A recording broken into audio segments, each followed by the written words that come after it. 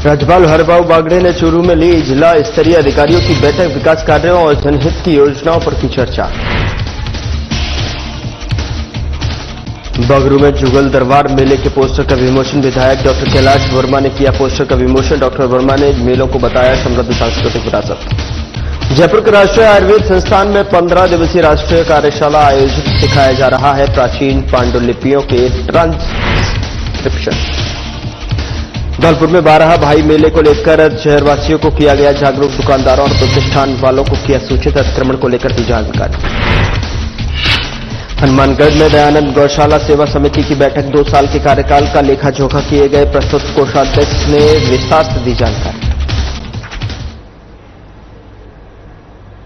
नमस्कार, मैं हूं आपके साथ गौरव राजेंद्र। बुलेटिन की शुरुआत करते हैं। राज्यपाल हरबाबू बागड़े ने चूरू में विकास कार्यों और जनहित योजनाओं की समीक्षा की और इस दौरान उन्होंने कहा कि भारत प्रधानमंत्री नरेंद्र मोदी के नेतृत्व में वैश्विक शक्ति बन रहा है। और साथ ही आपको बता दें कि राजस्थान की वीरता का जिक्र करते हुए उन्होंने 2047 तक भारत को विकसित बनाने का संकल्प लिया है। बागड़े ने राष्ट्रीय शिक्षा नीति 2020 के क्रियान्वयन, वृक्षारोपण, औद्योगिक विकास, पीएम योजना के अंतर्गत सौर ऊर्जा संयंत्रों की स्थापना और ग्रामीण क्षेत्रों में सड़क कनेक्टिविटी पर जोर दिया है। उन्होंने महिला ऋण योजनाओं और जल संरक्षण पर भी ध्यान देने की बात कही है और जिला कलेक्टर ने जो है प्रगति की जानकारी दी।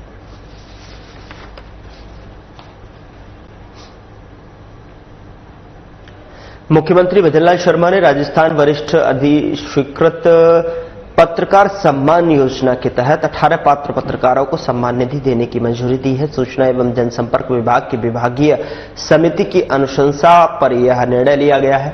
इस योजना के तहत 60 वर्ष से अधिक आयु के वरिष्ठ पत्रकारों को प्रतिमाह 15,000 रुपए की सम्मान निधि प्रदान की जाती है। इस सूची में 2 दिवंगत पत्रकारों की सम्मान निधि उनकी पत्नियों को आधी राशि के रूप में दी जाएगी और मुख्यमंत्री ने इस कदम को पत्रकारों के सम्मान में महत्वपूर्ण बताया है।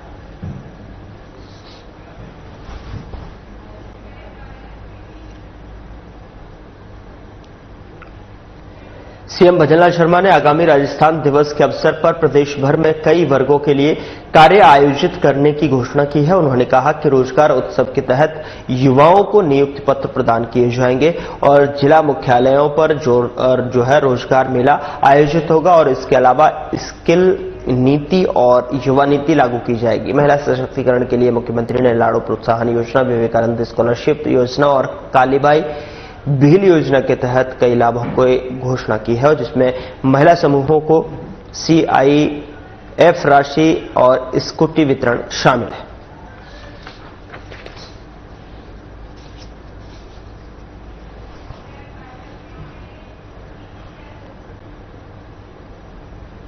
उधर मुख्यमंत्री भजनलाल शर्मा के नेतृत्व में राज्य सरकार ने आमजन को संवेदनशील, पारदर्शी और भ्रष्टाचार मुक्त सुशासन देने की दिशा में महत्वपूर्ण कदम उठाए हैं। मुख्यमंत्री ने राज्य सेवा के अधिकारियों के विरुद्ध 13 प्रकरणों का निस्तारण किया।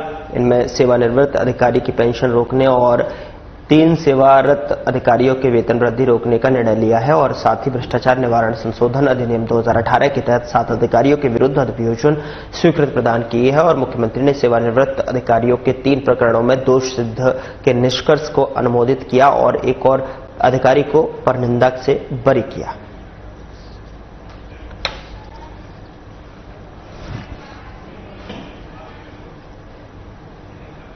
राजस्थान भूजल संरक्षण और प्रबंधन प्राधिकरण विधेयक का मुद्दा नेता प्रतिपक्ष टीकाराम जूली ने सदन में उठाया। उन्होंने पानी के अंदर प्रदूषण को लेकर सरकार पर निशाना साधा है। बता दें कि टीकाराम जूली ने सदन को अवगत कराया कि पानी के अंदर प्रदूषण भी फैल रहा है और सतही जल की गहराई और नीचे जा रही है, लेकिन जिस मंशा के तहत इस बिल को लाया गया है वो गलत है। जूली ने कहा कि जितनी आवश्यकता है उससे ज्यादा राजस्थान में बारिश होती है, लेकिन पानी का संचय नहीं होता। पानी संचय नहीं होने की वजह से हालात बिगड़ते हैं। लोगों ने वाटर हार्वेस्टिंग सिस्टम लगाया है, अपना रहे हैं, उनको तो इसके अंदर छूट मिलनी चाहिए। आप उनको छूट दीजिए और ये जरूर आप तय कीजिए कि जो आम पब्लिक है, आम व्यक्ति है, उसको पानी कैसे मिलेगा। खुद का वो बोरिंग कर नहीं सकता। अब तो हेडपंप पे भी रोक लगा दी, तो हेडपंप से इतना कौन सा पानी निकल रहा है। हेडपंप तो मैं समझता हूं, हेडपंप तो आप अपने क्राइटेरिया से बाहर निकालिए। क्योंकि हैंडपंप से मटकी भरेगा, बाल्टी भरेगा, इतना ही पानी लेगा, ज्यादा तो यूज करता नहीं है आदमी। तो हैंडपंप इससे आप बाहर निकालिए, वाटर हार्वेस्टिंग कर रहे हैं उनको छूट दीजिए, और इसके अध्यक्ष पद पे आप राजनीतिक व्यक्ति को रखिए। यही बात मैं कहना चाहूंगा। ये बिल जो है राजस्थान की जनता के हितों से खिलवाड़ करने वाला है। अभी आवश्यकता है इसको वापस जो है जनमत जानने के लिए भेजा जाए। ये एक प्रकार से तानाशाही राजस्थान की जनता पे लगाई जाएगी। आपने देखा होगा ऐसा बिल पहले भी था, कानून पहले भी था बोरिंग पे रोक का, लेकिन एक अलग ही माफिया पैदा हो गया सेटिंग वाला, कि बोरिंग तो हो रही थी पर सेटिंग से हो रही थी। हमें वो कानून लेके आना पड़ा, बोरिंग पे छूट दी हमारी पिछली सरकार ने। तो इसलिए ऐसा नहीं हो कि ऐसे लोग पनप जाएं जो ये परमिशन के नाम पे एक अलग ही डिपार्टमेंट, अलग ही धंधा खुल जाए। इस चीज से मैं आपको आगाह करना चाहूंगा। आपने मुझे बोलने का मौका दिया, इसके लिए आपको बहुत बहुत धन्यवाद। और इस बिल को जनमत जानने के लिए भेजा जाए। अब दूसरी बात और कह रहा हूं, जब अपन भागीरथी बन रहे हैं, मुख्यमंत्री जी ईआरसीपी भी ले आए, यमुना समझौता भी कराए, नर्मदा का पानी भी आ रहा है, तो फिर ये कानून लाने की कहां जरूरत है? तो साल 2 साल में आप ले ही आओगे। हाँ, फिर सारी पूर्ति। तो जब आप सारा सब कुछ कर रहे हो तो इस बिल को लाने की क्या जरूरत है? वैसे बिल हमारे समय में ड्राफ्ट तैयार हो गया था अपने वाले, लेकिन हम लोगों ने इसको लागू नहीं किया, हम लेके नहीं आए इसको। और आप भी लेके आए तो इतना भारी विरोध आपके सदस्यों के द्वारा भी किया गया कि आप चलते चर्चा के दौरान बिल वापस ले लिया। ये तो इस बिल की हालत है। आपने किसान की छूट कर दी, वो तो समझ में आती है, लेकिन मंत्री जी जो गरीब आदमी है, भाई या तो आप ये व्यवस्था कराओ कि आपको पानी मिलेगा। आज जो गरीब व्यक्ति है या जो किसान नहीं है, पारिक साहब को, और किसी ढाणी में, खेत में, कहीं भी गांव में बसा हुआ है, उसकी पानी की व्यवस्था कैसे होगी, यह मैं आपसे पूछना चाहता हूं। दूसरा, जहां डार्क जोन नहीं है, ये नियम तो वहां भी आप लागू करोगे। तो जहां दिक्कत नहीं है उन लोगों पे इस प्रकार का कानून आप क्यों लेके आना चाहते हो? अपील कहां पे होगी? आप लोगों के यहां एप्लीकेशन लगाई कि मुझे पानी की अनुमति चाहिए, और पानी की अनुमति आप लोगों ने नहीं दी, तो अपील कहां करेगा? कोई प्रावधान है क्या? और अपील लगाने के बाद में गुरुजी कितने दिनों में आप उसको परमिशन दे दोगे? ये प्रावधान आपने किए हैं क्या? समय सीमा तो आपने रखी नहीं। और जैसा कि बूंदी से आने वाले माननीय सदस्य ने बात कही कि जो पहले बोरिंग हो चुके हैं, हैंडपंप लग चुके हैं, बोरिंग लग चुके हैं, उनकी कहां से आप पूरा, इतना तो अपने पास तो मीटर रीडिंग करने के लिए इतना स्टाफ नहीं है।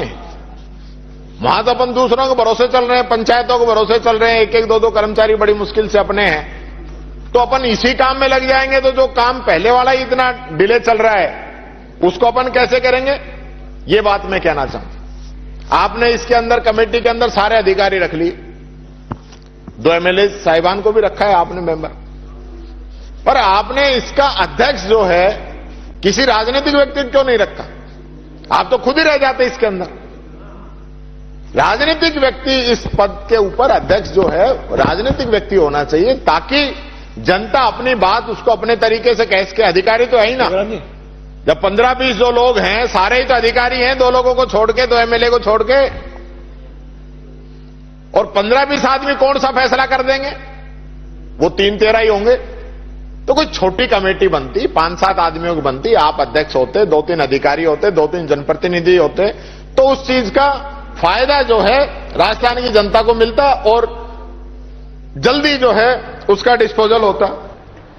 राज्यसभा सांसद और बीजेपी प्रदेश अध्यक्ष मदन राठौड़ ने बताया कि प्रधानमंत्री नरेंद्र मोदी ने किसानों और ग्रामीण समुदायों को प्राथमिकता देते हुए पेट्रोलियम उत्पादों की सहज उपलब्धता सुनिश्चित करने के लिए ऐतिहासिक कदम उठाए हैं। मोदी सरकार ने पैक्स के माध्यम से ग्रामीण क्षेत्रों में पेट्रोल, डीजल और एलपीजी के खुदरा आउटलेट और डिस्ट्रीब्यूशन से जो है प्रदान करने की योजना शुरू की है। आपको बता दें कि इसके तहत इन आउटलेट से जो है दूरदराज के इलाकों में रहने वाले लोगों को पेट्रोलियम उत्पाद आसानी से जो है मिल पा रहे हैं। राज्यसभा सांसद के सवाल के जवाब में सहकारिता मंत्री अमित शाह ने जो है सदन में यह जानकारी दी कि पैक्स के माध्यम से किसानों और ग्रामीणों को सस्ती और सुलभ रसोई गैस और पेट्रोल डीजल मिल रहे हैं। इस योजना के तहत पैक्स द्वारा संचालित आउटलेट से जो है रोजगार के नए अवसर उत्पन्न होंगे और ग्रामीण क्षेत्रों में वित्तीय आत्मनिर्भरता का बढ़ावा मिलेगा। यह पहल मोदी सरकार की तरफ से ग्रामीण आर्थिक विकास में एक महत्वपूर्ण कदम है, जो कि सहकारी समितियों के माध्यम से ग्रामीण जीवन को बेहतर बनाने का कार्य कर रही है।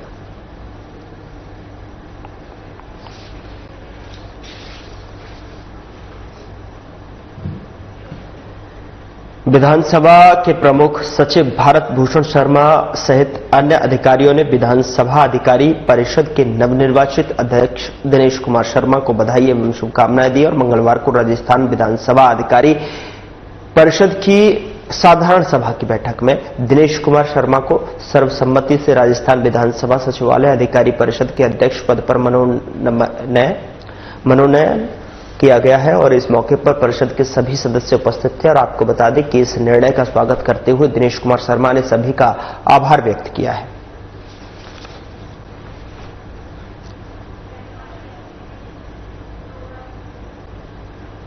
राजस्थान में स्कूली बच्चों के लिए क्षमतावर्धन, करियर काउंसलिंग और लीडरशिप क्वालिटी और डेवलपमेंट प्रोग्राम के लिए ऑस्ट्रेलिया के प्रतिष्ठित मेलबर्न विश्वविद्यालय का प्रतिनिधिमंडल राजस्थान के शिक्षा और पंचायती राज मंत्री मदन दिलावर से भेंट करने आया और इस प्रतिनिधिमंडल का नेतृत्व मेलबर्न विश्वविद्यालय के deputy vice chancellor Ashok Kumar Muthupandian ने किया है। और आपको बता दें कि प्रतिनिधिमंडल में Smith Ross executive director faculty of science और Aliya Khan general manager Melbourne global centre Delhi भी शामिल थे। और इस बैठक में मेलबर्न विश्वविद्यालय के प्रतिनिधियों ने बच्चों के एजुकेशन एक्सचेंज प्रोग्राम के बारे में चर्चा की। उन्होंने बताया कि वर्तमान में मेलबर्न विश्वविद्यालय आंध्र प्रदेश में इस प्रकार का कार्यक्रम चला रहा है और अब विश्वविद्यालय राजस्थान में भी इस कार्यक्रम को संचालित करना चाहता है। इस प्रोग्राम का उद्देश्य राजस्थान के विद्यार्थियों को अंतर्राष्ट्रीय स्तर की शिक्षा और प्रशिक्षण प्रदान करना है, जिससे कि उनकी क्षमता में वृद्धि हो और उन्हें करियर के कई अवसरों के बारे में जानकारी मिल सके। मंत्री मदन दिलावर ने इस पहल का स्वागत किया और इससे राजस्थान के छात्रों के लिए जो है फायदेमंद बताया है।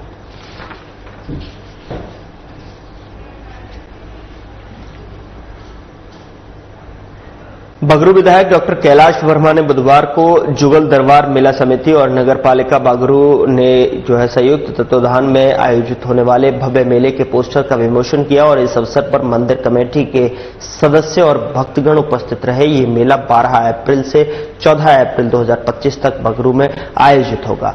दरअसल आपको बता दें कि विधायक डॉक्टर कैलाश वर्मा ने सभी श्रद्धालुओं और स्थानीय निवासियों को इस मेले में सम्मिलित होने के लिए आमंत्रित किया और उन्होंने मेले के सफल आयोजन के लिए शुभकामनाएं भी दी हैं। बता दें कि जुगल दरबार मेला बगरू की एक समृद्ध परंपरा है, जो हर साल चैत्र पूर्णिमा के अवसर पर आयोजित किया जाता है। ये मेला धार्मिक और सांस्कृतिक गतिविधियों का संगम होता है, जिसमें लाखों श्रद्धालु भाग लेते हैं। विधायक डॉक्टर वर्मा ने सभी से आग्रह किया है कि वे इस मेले में अधिक से अधिक संख्या में भाग लेकर इसे सफल बनाएं और हमारी समृद्ध सांस्कृतिक विरासत का आनंद लें। जुगल दरबार मेले के पोस्टर का विमोचन हुआ है और यहां पर डॉक्टर कैलाश वर्मा ने पोस्टर का विमोचन किया है, जिसमें कि डॉक्टर वर्मा ने मेले को समृद्ध सांस्कृतिक विरासत बताया है और सभी आपको बता दें कि इसके सफल आयोजन के लिए शुभकामनाएं भी दी है। और ये मेला जो है 12 अप्रैल से लेकर 14 अप्रैल 2025 तक बगरू में आयोजित होगा और श्रद्धालुओं और स्थानीय निवासियों को भी इस मेले में सम्मिलित होने के लिए आमंत्रित किया गया है।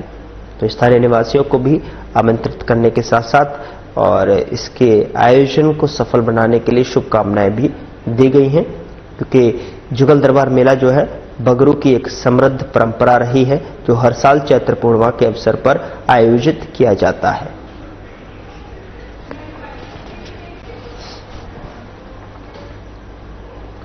उधर जोरावर सिंह गेट स्थित राष्ट्रीय आयुर्वेद संस्थान मानद विश्वविद्यालय में आयुष मंत्रालय भारत सरकार द्वारा देश की एकमात्र आयुर्वेद पांडुलिपि नोडल एजेंसी के रूप में स्थापित आयुर्वेद पांडुलिपि विज्ञान विभाग द्वारा आयुर्वेद से जुड़ी वर्षों पुरानी पांडुलिपियों के संरक्षण के लिए 15 दिवसीय कार्यशाला का आयोजन किया जा रहा है। बता दें कि 15 मार्च से 19 मार्च तक राष्ट्रीय पांडुलिपि मिशन संस्कृत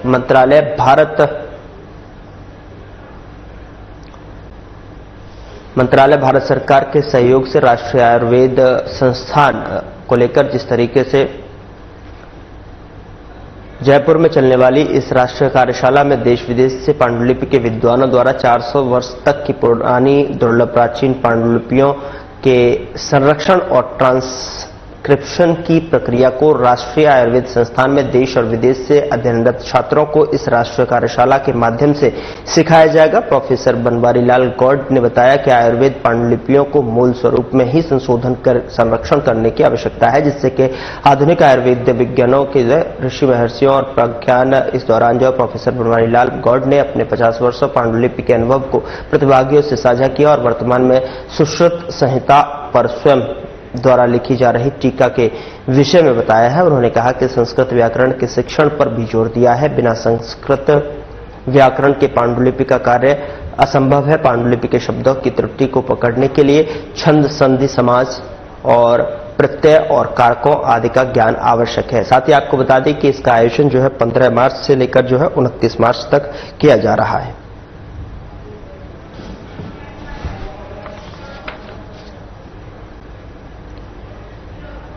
राजस्थान के धौलपुर नगरपालिका बाड़ी की टीम ने शहर में 12 भाई मेला के लिए शहरवासियों को जागरूक किया और आपको बता दें कि बाड़ी उपखंड अधिकारी भगवत शरण त्यागी के आदेशानुसार अधिशासी अधिकारी श्याम बिहारी गोयल के निर्देशन में बुधवार को नगरपालिका बाड़ी की टीम ने शहर में 12 भाई मेला शोभा यात्रा के मार्ग में आने वरना ले दुकानदारों और प्रतिष्ठान वालों को सूचित किया है कि जिनने वे अतिक्रमण किया जल्द हटा ले, माल जब्त और चालानी कार्रवाई की जाएगी।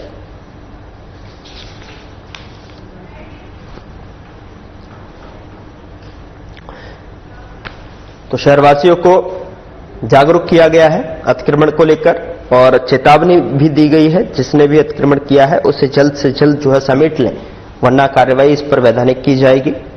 और अतिक्रमण को लेकर यह चेतावनी दी गई है।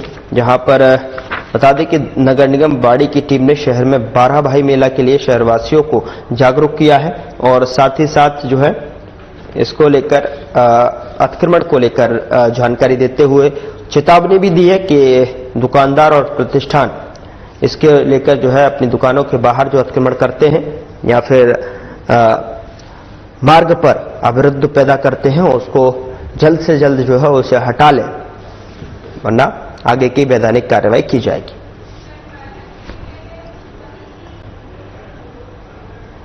खबर हनुमानगढ़ से है, जहां थालड़का गांव की महर्षि दयानंद गौशाला सेवा समिति की बुधवार को गौशाला परिसर में विशेष बैठक आयोजित हुई है। आपको बता दें कि ये बैठक हर 2 साल के बाद होती है। इस बैठक में स्थानीय गांव के ग्रामीण और गांव नेहरावाली डाड़ी के ग्रामीणों ने काफी संख्या में पहुंचकर बैठक में भाग लिया और बैठक में कोषाध्यक्ष राम प्रताप कोदारा ने पिछले 2 साल के कार्यकाल का लेखा जोखा के बारे में विस्तार से जानकारी साझा की। गौशाला में भविष्य में सुखचारा, हरा चारा, आर्थिक सहयोग, गायों की देखभाल को लेकर चर्चा हुई। इसको लेकर जो है बाद में विस्तार से गौशाला के लिए नए अध्यक्ष पर चर्चा की गई। बैठक में आए ग्रामीणों ने सर्वसहमति से लालचंद मटोरिया को गौशाला अध्यक्ष बनाया और इस मौके पर ग्रामीणों ने नवनिर्वाचित अध्यक्ष लालचंद मटोरिया को माल्यार्पण कर स्वागत किया।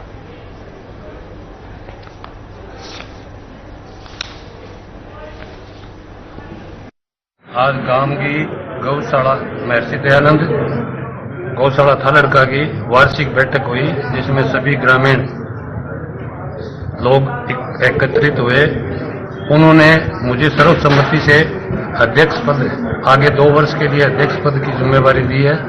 मैं अपने पूरे मनोवेग के साथ गौ माताओं की सेवा में अगले 2 वर्ष के लिए पूरी तरह से तत्पर रहूंगा और हमेशा गौ माता के लिए जी जान से लगा। राज्य सरकार के फ्लैगशिप कार्यक्रम शुद्ध आहार मिलावट पर वार के तहत स्वास्थ्य विभाग ने नापासर में निरीक्षण और नमूनीकरण की कार्रवाई की है। आपको बता दें कि मुख्य चिकित्सा एवं स्वास्थ्य अधिकारी डॉक्टर पुखराज साध के नेतृत्व में यह कार्रवाई अमल में लाई गई। जिला कलेक्टर नम्रता विष्णु के निर्देश पर खाद्य सुरक्षा दल ने नापासर के रामदेव मंदिर के पास स्थित जाट मोहल्ला में स्थित मेसर्स अजय ओम फूड प्रोडक्ट पर जांच की और संस्थान बिना फूड लाइसेंस के चल रहा था। फूड हैंडलर्स का मेडिकल रिकॉर्ड्स और पेस्ट कंट्रोल रिकॉर्ड नहीं था। पानी की जांच रिपोर्ट भी उपलब्ध नहीं थी। बेबी ब्रांड केसर और खाद्य कल्चर की अवधि पर समाप्त हो चुकी थी और वहां की साफ सफाई भी खराब थी। मौके पर लगभग 3 किलो फिनी जिसमें मरी हुई मक्खियां पाई गई को नष्ट किया गया। संस्थान को सीज कर सुधार के लिए इंप्रूवमेंट नोटिस जारी कर दिया गया है। नमूने जांच के लिए जन स्वास्थ्य प्रयोगशाला भेजे गए हैं।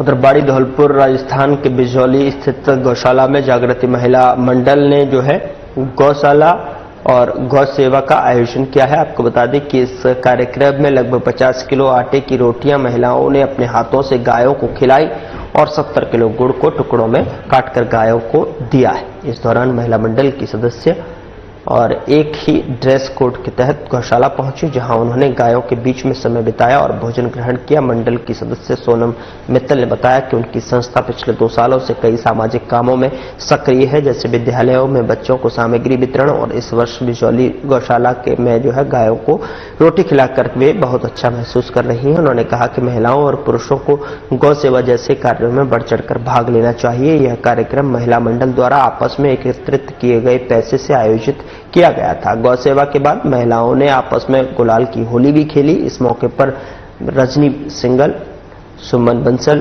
सीमा मित्तल, राधा मित्तल, सोनल बंसल, मनोरमा मित्तल सहित अन्य लोग उपस्थित रहे। जागृति को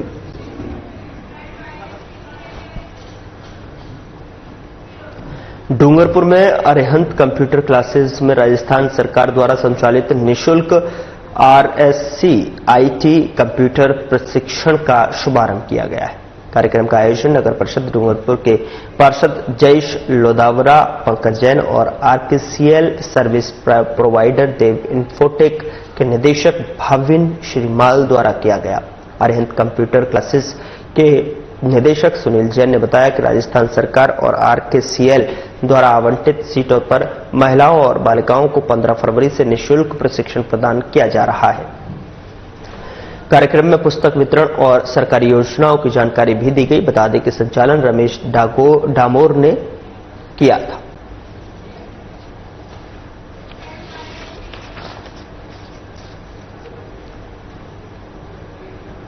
कोर्ट पेशी के दौरान पुलिस हिरासत से फरार हुए आरोपी को बड़ी मशक्कत के बाद पुलिस ने गिरफ्तार कर लिया है। यह घटना कोर्ट परिसर में हुई, जहां लोगों की भीड़ जमा थी, जिससे पुलिस अधिकारियों में हड़कंप मच गया। आरोपी की पहचान निमराज के रूप में हुई है और जो मेहदवास थाना इलाके का निवासी है और आबकारी एक्ट के तहत आरोपी था।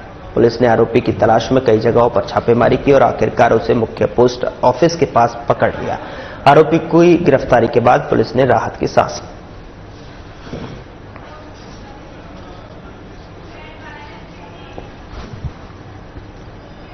हनुमानगढ़ के डिब्बी में जो है पुलिस ने अवैध शराब के खिलाफ बड़ी कार्रवाई की है। पुलिस अधीक्षक अरशद अली ने निर्देशन पर चल रहे जीरो टॉलरेंस अभियान के तहत सुरेवाला पुलिस चौकी प्रभारी भूप सिंह की ओर से जो टीम ने मानक डिब्बी में 55 लीटर अवैध शराब बरामद किए। पुलिस ने 150 लीटर वाश भी नष्ट किया और भट्टी का सामान जब्त किया है। आरोपी गौरीशंकर निवासी मानक डिब्बी को गिरफ्तार किया है। उसके खिलाफ राजस्थान आबकारी अधिनियम की धारा 64/54 के तहत मामला दर्ज कर आगे की कार्रवाई शुरू कर दी है। पुलिस चौकी प्रभारी रणवीर सिंह ने मामले की जांच कर रहे हैं।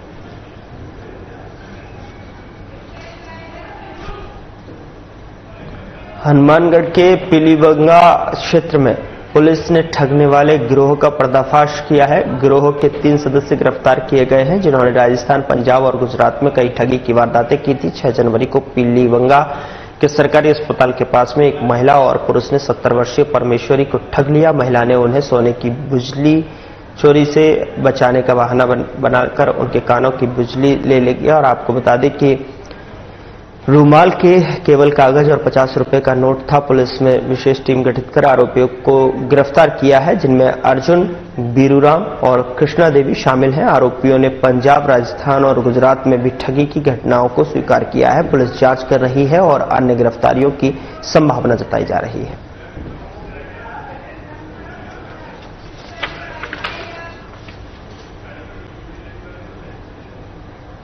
फिलहाल बुलेटिन में इतना ही। नमस्कार।